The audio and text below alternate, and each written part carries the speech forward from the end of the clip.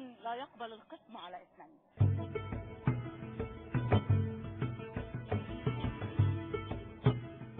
حول الاستعدادات لاستفتاء جنوب السودان التي من المقرر أن تنعقد في يناير المقبل، استفتاء تقرير المصير، هل يستقل جنوب السودان عن شماله أو يظل جنوب السودان وشماله وطن واحد؟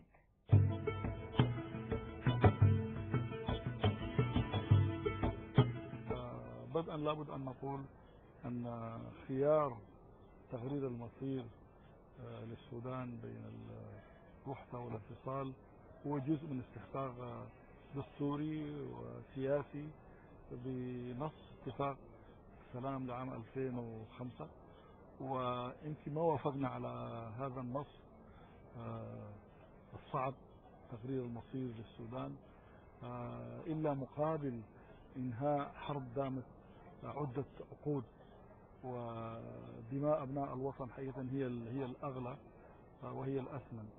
ولذلك نحن حقيقة بهذا المنظور، وهو الحفاظ على أرواح أبناء السودان بعد حرب لئيمة استمرت يعني عشرات السنين، كان الخيار الأمثل هو أن نلجأ للوحدة الطوعية لأبناء السودان وأن نوقف هذا النزيف. ولذلك كان من مداخل هذا القرار، ويعني قرار حق تغيير المصير، هو أن تسعى جميع الأطراف المتنازعة في ذلك الوقت والموقع على الاتفاق، وأعني حزبي المؤتمر الوطني والحركة الشعبية، أن تعمل جميع الأطراف وجميع القوى السياسية بما فيها الحركة الشعبية بالطبع أن تكون الوحدة جاذبة، وأن تكون الأصل في روح الاتفاق الوحدة وليس الانفصال.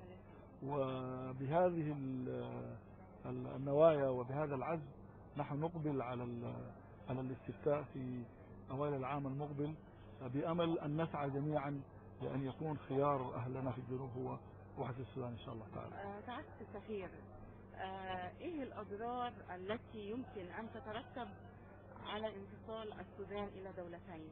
إحنا نعرف السودان سوداني، لا شمالي ولا جنوبي إن شاء الله. أيوة، فإحنا يعني حقيقة في تقديري إنه مشروع الانفصال الجنوب هو مشروع ليس لديه جدوى.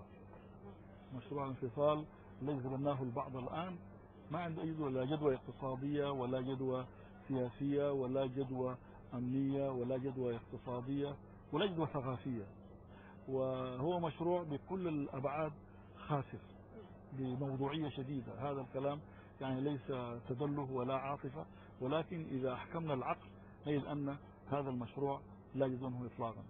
وإذا كان نتكلم عن أخطار وأضرار الانفصال هي كثيرة يعني لا تحصى، ويعني أبرزها هو عدم الاستقرار والأمن، لا في جنوب السودان ولا في شمال السودان ولا في دول الجوار، وبالتالي يتأثر القرن الأفريقي كله، وبالتالي يتأثر السلم العالمي جميعه إذا أخذنا في الاعتبار موقع القرن الأفريقي في الخرطة العالمية.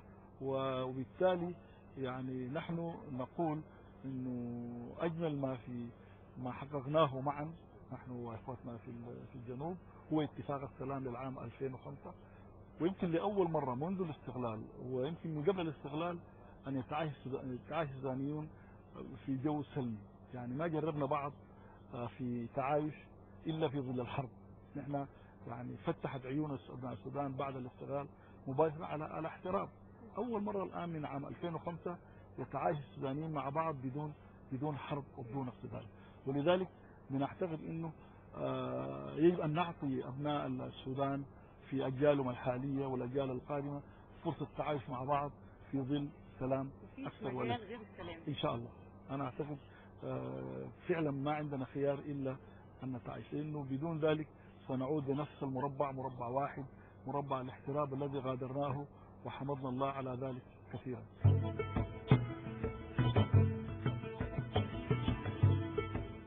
نحن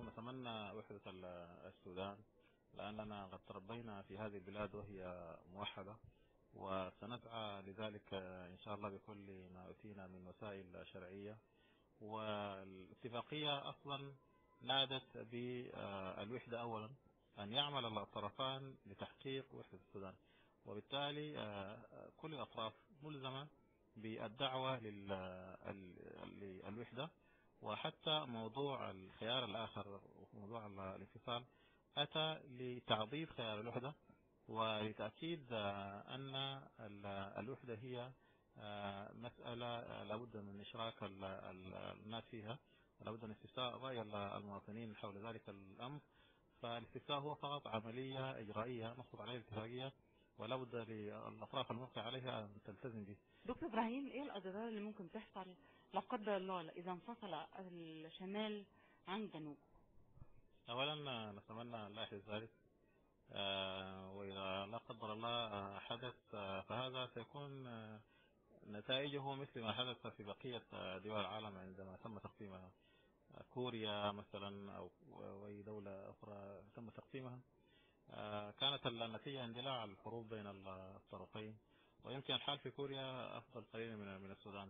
كيف لمواطنين سودانيين عايشين في منطقة جغرافية واحدة في قرية أو في حركة دائمة شمالا وجنوبا يصبح بين عشية وضحاها مواطني دولتين مطلوب منهم أن يلتزموا بتأشيرات الدخول والخروج وغير ذلك، إضافة للأعداد الكبيرة من المواطنين الذين نجحوا بسبب الحرب في الجنوب، وهم الآن قاطنين في كل مدن الشمال من أقرب نقطة للجنوب إلى حلفا وإلى روما وإلى الجنينة وكل مدن السودان وغرة. كيف سيكون وضع هؤلاء؟ بالتأكيد ستكون هناك انعكاسات سلبية كثيرة إذا قدر الناس نتائج هذه الاستفتاء، نتائج هذه السوالب يمكنهم أن يدفعوا جميعا باتجاه الوحدة، لأنها فيها الحل لكل مشكلات السودان، ليست بين الشمال والجنوب فقط، وإنما كل الأطراف التي تدعي أن لها مظالم.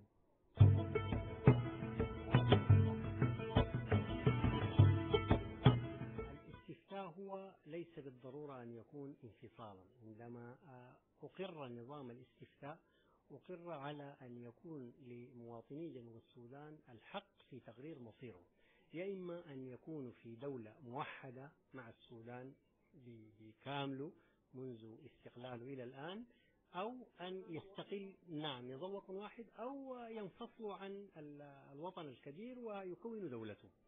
وأنا لا بد أن أشير إلى أن الاتفاقية في البند الذي يلي هذا الحق نصت على أن يعمل الشريكان المؤتمر الوطني والحركة الشعبية على أن تكون الوحدة هي الخيار الأفضل والخيار الجاذب.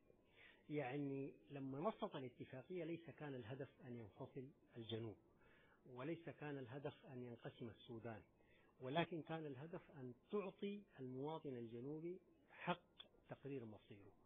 حال إذا حدث هذا الانفصال، إيه الأضرار اللي ممكن تلحق بالشعب السوداني؟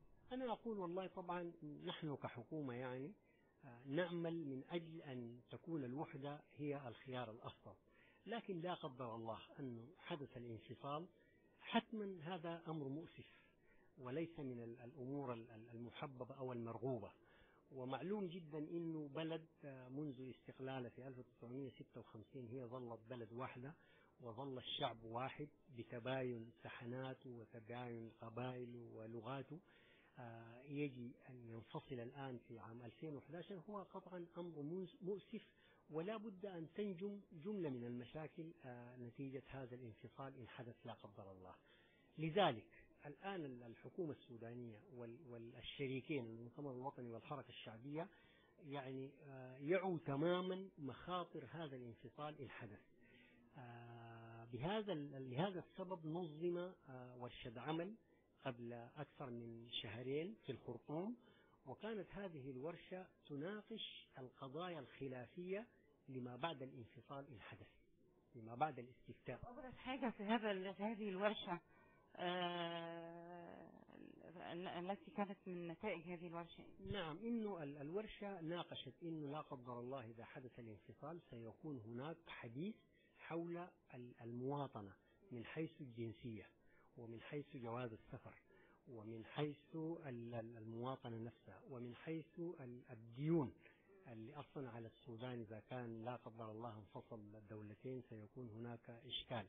التحرك بين الشمال والجنوب، المواطن الجنوبي الموجود في شمال السودان، المواطن الشمالي الموجود في جنوب السودان، كل هذه المسائل تحتاج إلى أن يصل فيها الطرفان إلى اتفاق إذا حدث الانفصال، لكي لا يفاجأ أي من الطرفين في أن هناك قضايا لم تحسم بعد والآن أصبح الأمر دولتين. فكل هذه المسائل هي محل اهتمام ونقاش، لكن نقول أنه قطعا يعني الانفصال لن يأتي بخير لا للجنوب ولا للشمال.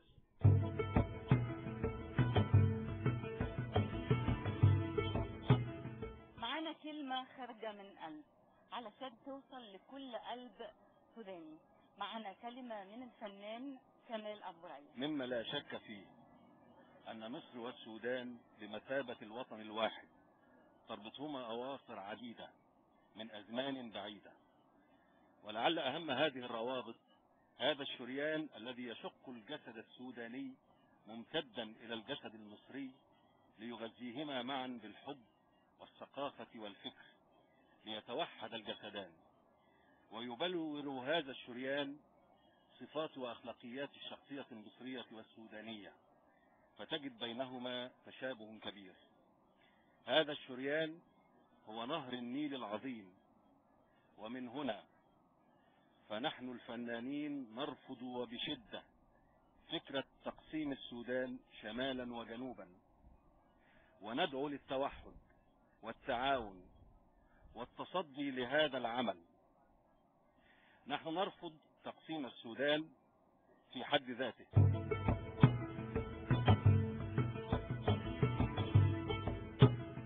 معنا الفنانة القديرة الأستاذة ليلى جمال. أستاذة ليلى أهلا بيكي. أهلا بيكي وأهلا بحبايبي السودان، وأنا واحدة منهم وولادي سودانيين، وأنا مرات كابتن سمير محمد علي جولة الزمالك السوداني الجنسية.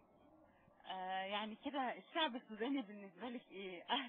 أهل وحبايبي، أنا على طول دايما بروح لهم في الأجازات بتاع ناس طيبين طيبين على قد مش عارفة أقولك إيه، يعني طيبتهم وكرمهم الزائد يعني. أستاذة ليلى في يناير اللي جاي في استفتاء لجنوب السودان، حاول تنقسم السودان إلى شمال وجنوب أم تظل السودان شعب واحد على أرض واحدة؟ هي السودان شعب واحد وهتفضل شعب واحد وما ينفعش تنفصل، لأن هم كلهم واحد.